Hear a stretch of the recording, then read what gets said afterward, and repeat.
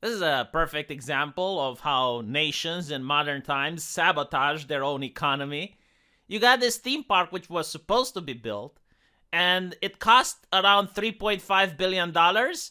But apparently, people pulled out of the project after finding out that animal and nature enthusiasts were protesting because this construction would have endangered a jumping spider. Now, I gotta say, I'm very skeptical of these types of protests. My question is, like, who pays these activists? Where does the money come from?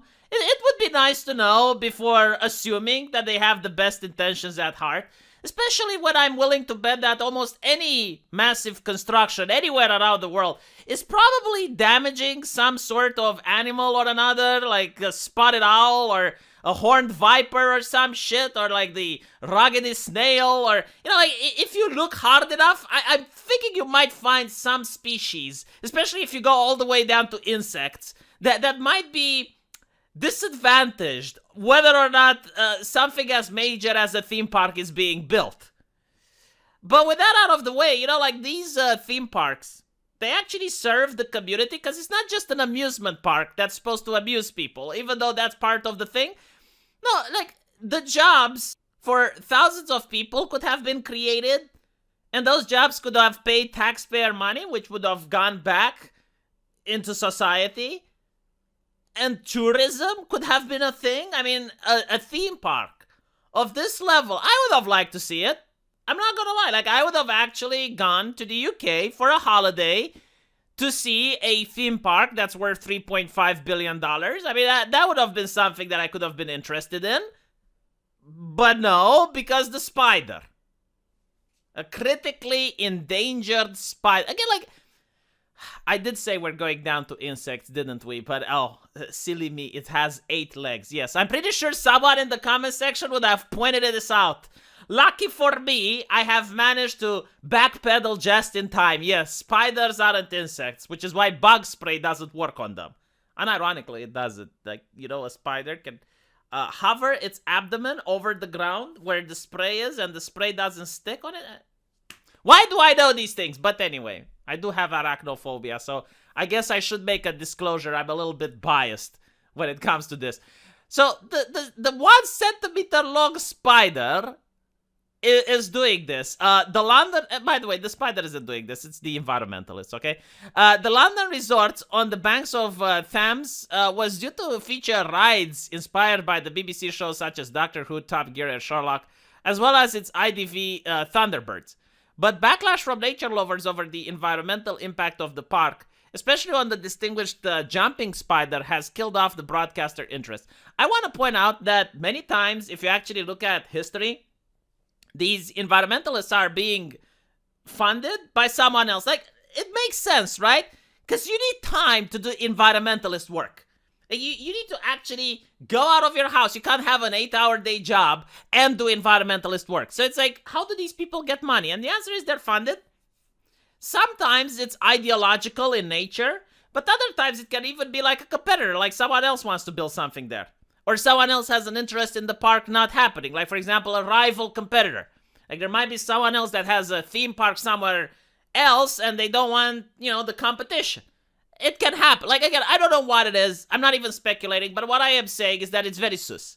It's incredibly sus that all of a sudden people have found a passion for the 1 centimeter jumping spider. I am willing to use the Arkham razor on this one and say that press X to doubt. So the theme park would have been Britain's biggest, but now faces an uncertain future following the broadcaster's exit. Nature lovers and an online campaign to get BBC to drop its support. Again, like, where do these campaigns even happen?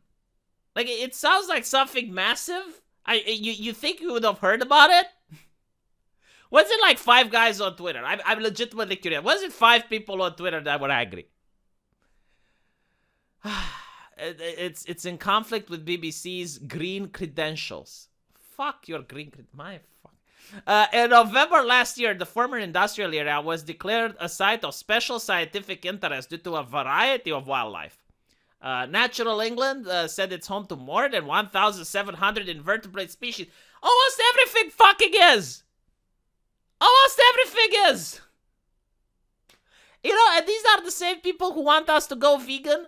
Like, if all the people on Earth would go vegan right now, literally everyone would stop eating meat, the demand for vegetables would increase dramatically. Do you know what that would mean? It would mean you would have to create farmland in places where there isn't farmland, so you'd have to take down forests, you'd have to take down... And if a park can't be built, what makes you think that an agricultural field can be built instead?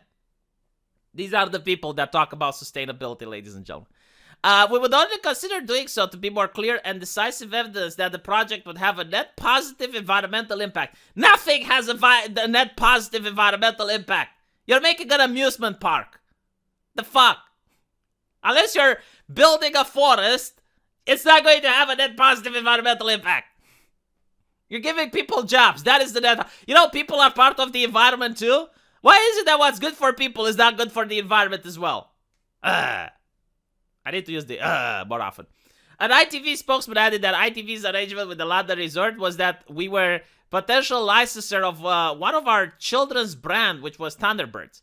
We can confirm that ITV no longer has a commercial arrangement. So in other words, like, they don't get the Doctor Who and the other brands that they wanted to have in this theme park. Insect charity Bug Life welcomed the broadcaster decisions to pull out. The theme of this wildlife oasis is nature, and it must remain so. Oh my god. He added that it was great that the BBC has also withdrawn, but called for a long-term commitment to never be involved. The theme park, were it to go ahead, would be split into 6 themeland. You know what the problem is? Like, the problem is that these environmentalists do not know the lives of the people they're affecting. I'm telling you something else. You know, you look at the Bible, and a lot of people criticize the Old Testament for being kind of ruthless, which it was. But, like, there was one interesting rule. You know, like, back in the day, people didn't have prisons like we do. I mean, the concept that someone could be provided with a roof over the top of their head and given free food and free healthcare, I mean, during the times before antiquity, was inconceivable, right? But with that out of the way, people did have corporal punishment, something that we frown upon in modern times. But, like, when it comes to corporal punishment, it was the judge that issued the sentence that had to see it being carried out. And this was for 2 reasons. Number one, to actually understand what the sentence implies. Like, seeing a person getting whipped in front of you might dissuade you, if you have some sympathy, to give that sentence to another person unless absolutely necessary. And number 2, it was that if you see the person, like, you give 10 lashes, and the person after 5 collapses and is unconscious, you can tell the person to stop. You know, it's like, okay, enough for today. You know, but like, it created this level of empathy between the people that were the judges, and they were the ones issuing a sentence, and the people that were the ones subjected to the sentence. Nowadays, you don't get to see that. Nowadays, you do some activism on Twitter and you don't see the lives you're ruining. You don't see the damaging you're causing. You don't get to see any of that. Same with the politicians. You know, they sign a law, like especially in the UK. I mean, the politicians in the UK locked people in their houses, sent the police after them while they were partying, you know, with the entire Conservative branch in London. And up till this day, they weren't held accountable for that. So yeah, there is this disconnect between the lawmaker and the people who suffer under the legislation. And maybe without that disconnect, you wouldn't have news like this. Let me know what you guys think, and I'll see you in the comment section. Take care.